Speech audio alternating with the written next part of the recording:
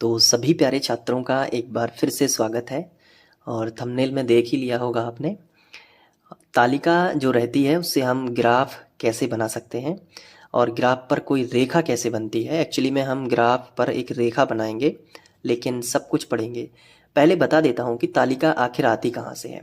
जो बच्चे रेगुलर पढ़ रहे हैं उनको बताने की ज़रूरत नहीं है। ये देखिएगा, कल मैंने आपको होमवर्क कराया था, और मतलब इसके पहले वाले वीडियो लेक्चर में, और आपको लॉजिक लगा के भी मान कैसे निकाला जाता है वो सब चीज़ें मैंने आपको बताई थी। तो जैसे आप यहाँ पे देख सकते हो कि ये तालिका बन जाती है जब भी हम कोई दो चर वाला रैखिक समीकरण लेते हैं ना, तो उसमें हम x का कोई भी मान रखते हैं तो हमें y का मान मिलने लगता है। तो हम यहाँ पे उसका रिकॉर्ड रखते हैं कि जैसे हमने x का मान 2 रखा तो y का हमें कितना मान मिला था, 2 मिला था इस समीकरण में। फिर हमने इसी में देखो आप कि y की जगह पे 0 रख दिया था, तो इसी समीकरण में x का मान हमें 5 मिल गया था। तो जो भी हम मान रखते हैं और जो हमें प्राप्त होता है वो हम एक तालिका के द्वारा प्रदर्शित करते हैं। वही तालिका यहाँ पे मैंने बनाई हुई है, देखिए आप, ये बनाई हुई है तालिका। तो इस तालिका से अब हम सीखेंगे कि हम ग्राफ कैसे बनाते हैं। तो चलिए पहले मैं आपको ग्राफ से थोड़ा सा परिचित करवा देता हूँ। उसके पहले आप ये बताओ कि तालिका कहाँ से आती है। क्या बता पा रहे हो आप, तालिका आती कहाँ से है? तो आपका जवाब होगा कि तालिका आती है दो चर वाले रैखिक समीकरण को हल करने से। ठीक है, याद रहेगा, दो चर वाले रैखिक समीकरण को हल करते हैं, जैसे कि मैंने यहाँ पे बताया आपको, वहाँ से तालिका आ जाती है। अब तालिका से उस दो चर वाला जो रैखिक समीकरण रहेगा उसका हम ग्राफ खींच सकते हैं। तो पहले ग्राफ से आपका परिचय करवा देते हैं। देखो, ग्राफ इस तरीके का दिखाई देता है। इसमें क्या होता है, एक एक्स अक्ष होती है और एक वाई अक्ष होती है। अध्याय 2 में आपने देखा होगा, छोटा सा परिचय था प्रश्नावली 2.1 में। तो एक्स अक्ष होती है और वाई अक्ष होती है। जो आड़ी लाइन होती है उसी को हम एक्स अक्ष देंगे, कभी यहाँ पे वाई अक्ष नहीं देंगे। कागज में जैसे हम पढ़ रहे हैं ना, उसी तरीके से आपको भी बनाना है। आप चाहो तो ग्राफ कॉपी ले सकते हो या फिर ग्राफ अपने रजिस्टर में बना सकते हो। ग्राफ बनाते कैसे वो भी मैं आपको सिखाऊंगा, लेकिन पहले ये सीख लो, ग्राफ बनाना मैं अलग से सिखाऊंगा, ठीक है, जब सवाल करेंगे। पहले ये देखो कि कोई भी तालिका रहती है तो उसमें रहता है एक्स अक्ष और वाई अक्ष। अब इसके बाद सुनो, दोनों का जो कटान बिंदु होता है, जो प्रतिच्छेदी बिंदु होता है, उसे कहते हैं मूल बिंदु। और मूल बिंदु को हम प्रायः ओ से दर्शाते हैं, और इसके निर्देशांक होते हैं 0 0। तो मूल बिंदु के जो निर्देशांक है वो मैं यहाँ पे अलग कलर के पेन से लिख देता हूँ। मूल बिंदु के निर्देशांक क्या होते हैं बेटा, 0 0। परीक्षा में कई बार पूछा गया है, इसको ध्यान रखना। अब इसके बाद जो एक्स अक्ष होती है ना, उसमें आपको एक बात याद रखनी है कि इस तरफ धन की संख्याएं रहती हैं और इस तरफ माइनस यानी कि ऋण वाली संख्याएं रहती हैं। तो इसे हम एक्स का ऋणात्मक अक्ष भी कहते हैं। इस तरफ रहेंगी धनात्मक पूर्णांक और इस तरफ रहेंगे ऋणात्मक पूर्णांक। अब ऊपर इसी तरीके से बाई भी दो भागों में बटा हुआ है। ऊपर का जो बाई है वो धनात्मक पूर्णांक रहेंगे और जो नीचे का बाई रहता है उसमें रहते हैं ऋणात्मक पूर्णांक। ठीक है, क्लियर हो गया ना? अब समझो कि जैसे कोई भी तालिका हमें दी गई है। सपोज करो कि जो होमवर्क मैंने आपको दिया था उसकी तालिका ले लेते हैं।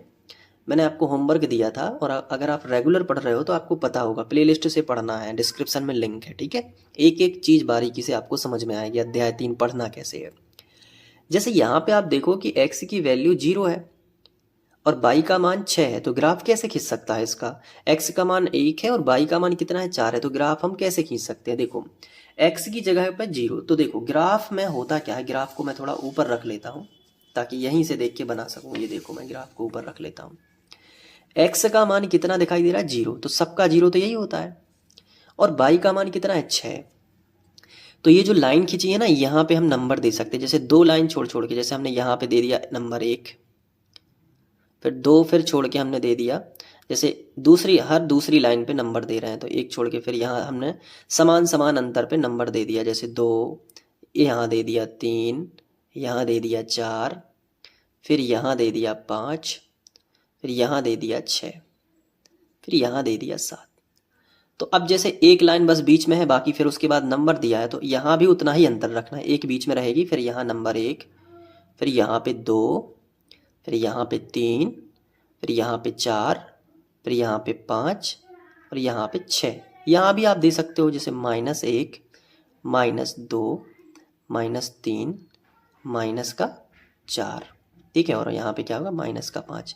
यहाँ दे सकते हो कैसे, प्लस का एक लाइन छोड़ के, ठीक है, फिर प्लस का हो जाएगा 2, फिर 3। तो ग्राफ ऐसे बनाते हैं, बहुत ध्यान से समझो। फिर अंतर समान होना चाहिए, हर जगह अंतर समान होना चाहिए, बिल्कुल ऐसे बना लो। अब x का 0 तो देखो, चाहे x का 0 हो चाहे y का 0, सबका 0 यही रहता है। और y का कितना है 6, तो y का 6 आपको कहाँ मिलेगा, y का 6 ऊपर मिलेगा, ये देखो, क्योंकि धन का 6 है। अगर ऋण का होता यानी माइनस का होता तो नीचे मिलता, लेकिन धन का है तो कहाँ मिलेगा, ऊपर, यहाँ पे मिल जाएगा। यहाँ डार्क करेंगे, 0 पे क्यों नहीं डार्क किया, कई बच्चे पूछते हैं सर आपने 6 नंबर पे ही क्यों बिंदु माना, डार्क माना, दोनों का मिलान बिंदु 6 ही क्यों माना, 0 क्यों नहीं माना। देखो, जब भी एक अंक 0 होवे, यानी एक निर्देशांक 0 होवे और एक निर्देशांक 6 होवे, या कोई भी संख्या होवे, तो संख्या पे ही आपको बिंदु मानना है। दोनों का मिलान बिंदु वो संख्या ही रहेगी, 0 कभी भी मिलान बिंदु नहीं माना जाएगा। याद रहेगा, सभी सवालों के लिए बता दिया है। अब x का मान कितना है 1 और y का मान कितना है 4, तो बताओ x का मान कहाँ है, ये देखो x का मान कितना है 1 और y का मान कितना है 4, तो देखो y का मान ये है 4, क्योंकि y का मान धन में है और x का भी धन में है, तो दोनों प्रथम चतुर्थांश, ये कहलाता है प्रथम चतुर्थांश। ये द्वितीय, ये तृतीय और ये चतुर्थ। तो देखो x 1 और y का हो गया 4, यहाँ मिलेगा कैसे, देखो 1 को ऊपर की ओर बढ़ाओगे, इधर से 4 को बढ़ाओगे, तो दोनों इस पॉइंट पे क्रॉस होंगे, तो ये बिंदु होगा, ना 4 डार्क होगा ना 1 डार्क होगा, क्योंकि दोनों ही संख्याओं को आगे की ओर बढ़ाते हैं। 1 को यहाँ से बढ़ाएंगे और 4 को यहाँ से, और दोनों जहाँ मिल जाएं वो दोनों ही संख्याओं का बिंदु होगा। अब यहाँ 0 और 6 था, तो 6 को 0 की तरफ मिलाएंगे या 0 की 6 की तरफ मिलाएंगे तो वो संख्या पे ही बिंदु माना जाएगा, क्योंकि अब कहीं मिलाने के लिए जगह नहीं है, 0 तो यहाँ है ना, लेकिन 1 और 4 को मिलाने के लिए जगह थी, तो 1 को यहाँ से मिलाया, 4 को यहाँ से मिलाया। अब इन दोनों बिंदुओं को मिलाता हुआ एक रेखा खींचेंगे, रेखाखंड नहीं, रेखा खींचेंगे, दोनों बिंदुओं को मिलाती हुई एक रेखा, ये देखो। और ये जो रेखा रहेगी यही दो चर वाले रैखिक समीकरण के लिए प्रदर्शित करने वाली रेखा है। यहाँ पे वो दो चर वाला रैखिक समीकरण लिखेंगे जिसकी तालिका से ग्राफ बना है। 2x धन y बराबर 6, यहाँ पे आ जाएगा 2x धन y बराबर 6, ये और दोनों तरफ p और q। तो ये दो चर वाला कोई रैखिक समीकरण होता है ना, तो उसमें हम मन से मान रख के, लॉजिक लगा के मान रख के तालिका बना लेते हैं और उस तालिका से हम ग्राफ खींच सकते हैं। तो ये आपको जो होमवर्क में दिया था ना पिछले वीडियो लेक्चर में सवाल, उसी पे ग्राफ बना के दिखाया है। तो बन जाएगा ना, अगर बन जाएगा तो फिर इस वाली तालिका का ग्राफ खींच के देखो, अपने खुद से ग्राफ बनाओ। अगर ग्राफ कॉपी नहीं भी है तो ग्राफ खुद से बनाओ।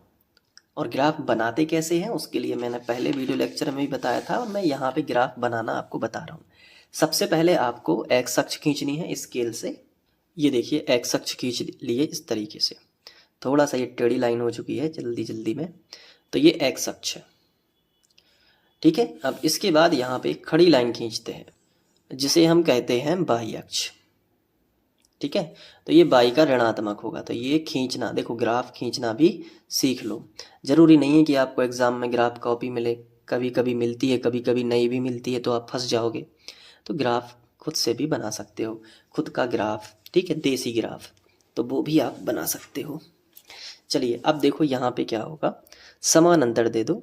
यहाँ पे पहले पेन से बिल्कुल आराम से टिक लगाओ, पहले टिक लगाओ, क्योंकि जब हम नंबर लिखने लगते हैं ना तो अंतर भूल जाते हैं, समान अंतर देना। तो थोड़ा सा पहले तसल्ली से टिक लगा लो कि भाई यहाँ पे नंबर लिखने हैं, ताकि ग्राफ ना गलत हो जाए। क्योंकि अब हाथ से बना रहे हो, ग्राफ कॉपी में तो फिर भी सहूलियत होती है थोड़ा बहुत, उसमें जो है लिखा रहता है, लाइंस बनी रहती है ना। तो ये बना लो इस तरीके से, नीचे भी बना दो, एक यहाँ पे, फिर यहाँ पे, फिर यहाँ पे। कोशिश करो कि बिल्कुल समान अंतर रहे, थोड़ा बहुत तो त्रुटि हो ही जाती है, फिर ह्यूमन बीइंग से, मानव है तो गलतियाँ करेंगे। अब यहाँ पे जो नंबर है, मैं अलग कलर के पेन से, थोड़ा ब्लैक पेन यूज़ करता हूँ, आज चलाया नहीं है। तो चलो 1 2,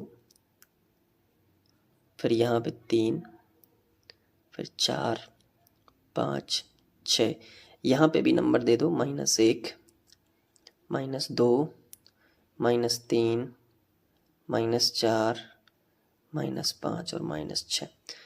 देखो इस तरफ माइनस के नंबर रहते हैं, इस तरफ प्लस के, मैंने अभी बताया आपको। फिर यहाँ 1 2 3 4 5 6, ठीक है।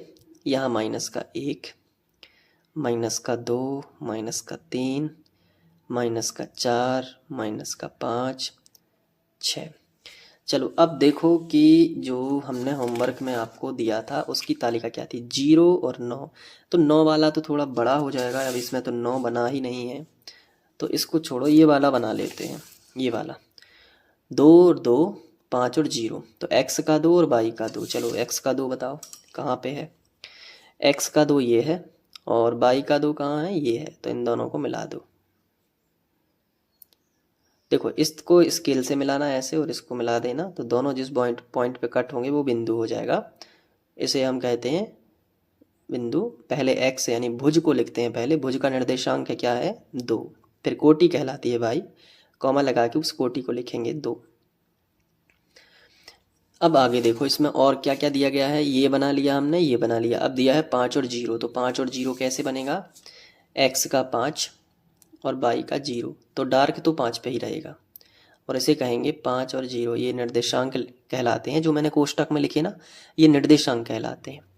तो ये निर्देशांक कैसे दिए जाते हैं किसी भी ग्राफ में, तो वो मैंने आपको बताया। अब दोनों बिंदुओं को स्केल की सहायता से हम मिला सकते हैं। तो ये देखो दोनों बिंदुओं को मिला दोगे तो ऐसे बिंदु बन जाएंगे। इस एक लाइन मिलेगी और इस लाइन को आप थोड़ा सा PQ नाम दे देना और इस पे वो समीकरण लिखना जिसको सॉल्व किया गया था। तो जिसकी तालिका है उसी को सॉल्व किया गया होगा। तो 2x धन 3y बराबर 10। तो इस पे आप कहीं भी जहाँ जगह देखे वहाँ लिख दो 2x धन 3y बराबर 10। क्लियर।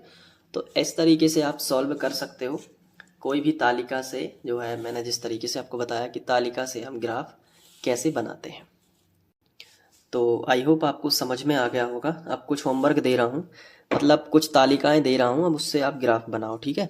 तो तालिका बना देता हूँ होमवर्क में, और डेली होमवर्क करना है, अच्छे से पढ़ाई करनी है, एक भी सवाल नहीं छोड़ना है अपन को, उदाहरण के साथ सब कुछ करना है।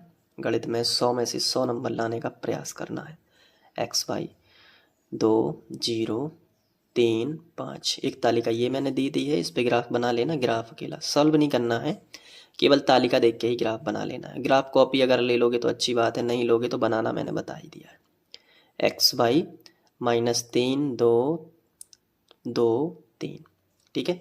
तो ये बनाना देखना पॉसिबल है, कितने पॉसिबल है। 2 मैंने होमवर्क दिए हैं, तो ये कर लेना। अब इसका सॉल्यूशन में हो सकता है अगले वीडियो में ना बताऊं, इसलिए क्यों ना बताऊं, क्योंकि अगला टॉपिक हम शुरू करेंगे। तो इसलिए जो है आप तालिका से ग्राफ बनाना सीख लेना। किसी अच्छे टीचर को चेक भी करा सकते हो, अपनी क्लास टीचर को, अपने कोचिंग टीचर को, कि तालिका से देखो मैंने ग्राफ बनाया है। बाकी आप खुद से सेल्फ स्टडी करते रहो, सबसे बड़ी ताकत है सेल्फ स्टडी की। कोचिंग कितना भी पढ़ लो, स्कूल कितना भी चले जाओ, चाहे आप यूट्यूब पे कितना पढ़ लो, खुद से नहीं पढ़ोगे तो फिर आपका इम्प्रूवमेंट नहीं होगा।